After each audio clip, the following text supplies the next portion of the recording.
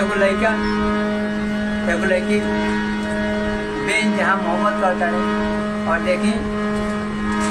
लड़किया की शादी तय हो जाता और लड़किया दूसरा ठेह जाती है तो लड़का वियोग में कैसे कहता कि गीतिया के माध्यम से समझी।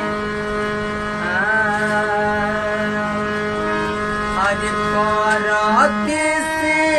नुरवाए सोना आज चढ़ी जइबू हो डोलियाए सोना आज चढ़ी जइबू हो डोलियाए सोना आज चढ़ते नवाए सोना आज चढ़ी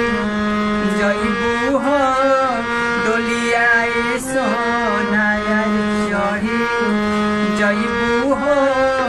डोलियाए सोना